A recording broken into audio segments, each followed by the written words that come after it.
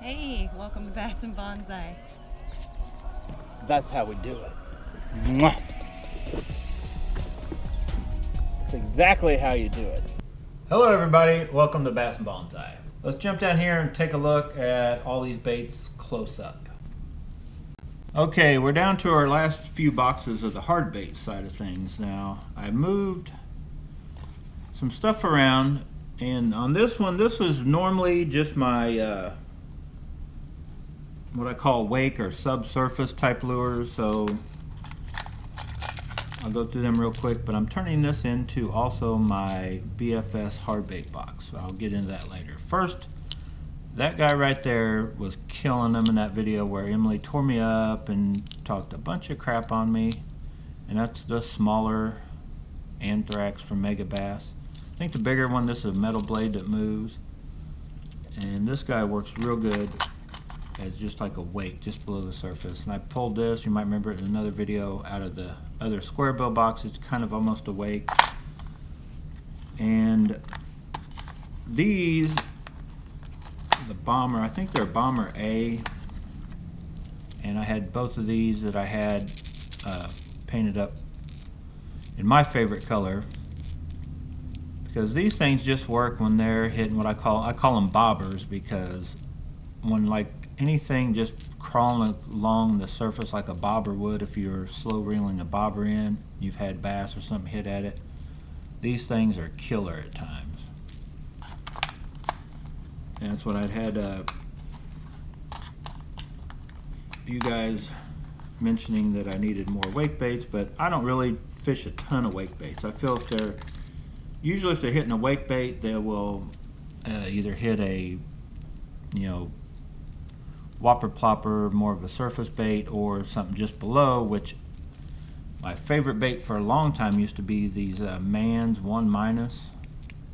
So they're not really a square bill, but they just go down. I found the newer ones go even shallower, which I'm not sure if that's good or bad, but within a foot. I think I had some of the old ones would go almost 2 foot deep, but these things, when you're going just across the tops of, in ponds and stuff, and certain lakes where the grass is like, there's hardly nothing to go through there. You fish these slow, and you hold your rod tip up high.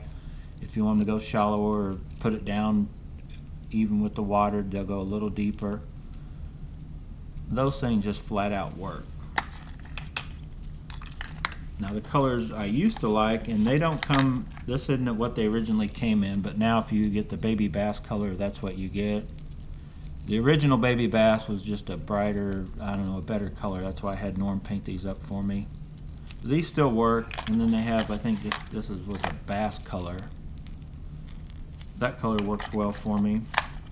And I had a few other colors. I haven't really replaced them over the years. I just had a couple custom painted, and I've gotten away from the Mans over the years, but at one time I had like almost every color they made and fished them a lot. Since I don't have a lot in this box, I figure I'm going to turn it into my hard bait box for BFS stuff.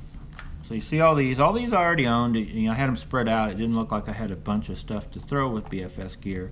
You can throw a few of these on regular bait casting gear, but you really need a lightweight shallow spool to really zing them out there. Like this guy is the borderline, but I consider this almost like a, in a scaled down version of deep water fishing with BFS gear. This will go fairly deep. You can zing it out there with the BFS rod. So I'm going to keep it and these freaks I pulled out of my deep diving box, because they don't go as deep as those other ones, but they get down there pretty good. So I'm going to keep all those baits together.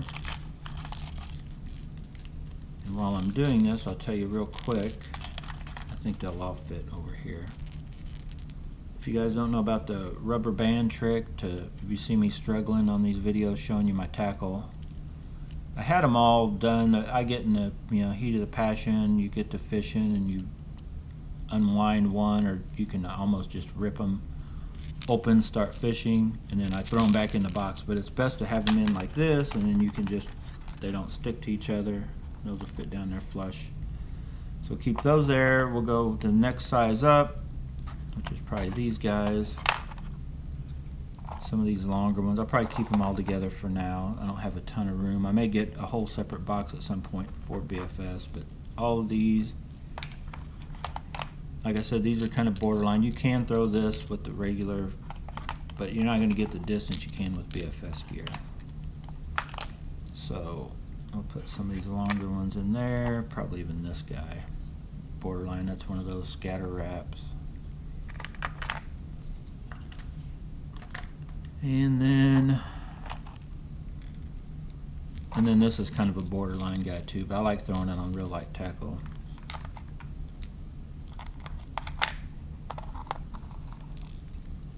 I probably should, I'll put my, and that's a borderline one, but these are for sure like BFS. Throw those in there, rattle trap type baits. I guess I should throw him with those. We're down to just a few. Throw all these guys together.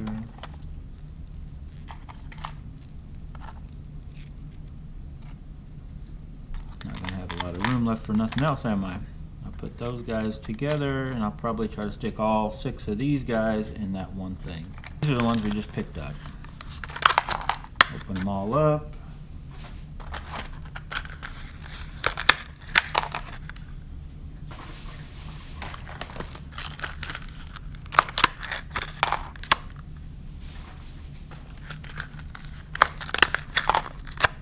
I didn't go too crazy on colors, just went with kind of natural colors. This would, you know, slightly stained water, probably use that. More the clearer it got, I would use probably that. This in, you know, stained or whatever. And then these little guys, I don't even know if I'll even actually be fishing with these. I may try them. I kind of got them just so I'd have something to cast when I'm doing my BFS test. I'll probably use one of these, but I will try them, and if they catch some fish on them, if they work okay, I may get one of the actual snapping beans from Yozori.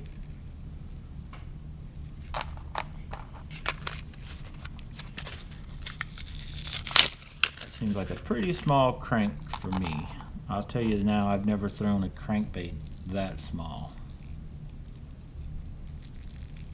It's got a little rattle in it.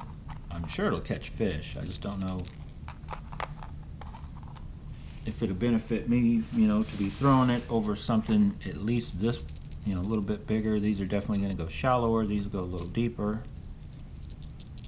They got little rattles in them too. But definitely this, I've caught fish on these a little bit bigger size baits, which are still good for BFS. You don't really have to have BFS, but man, you can really fling them. So now we have another size down.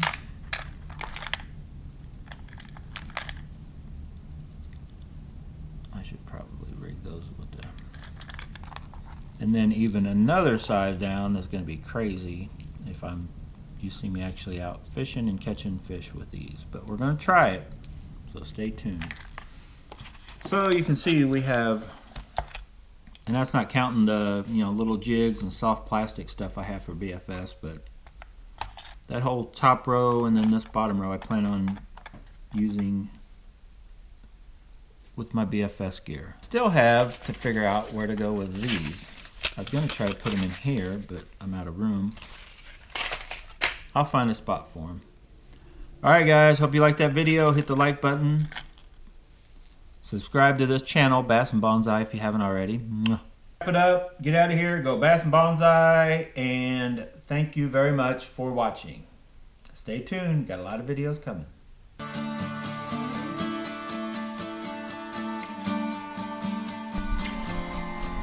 Oh, get it, yeah! It got it.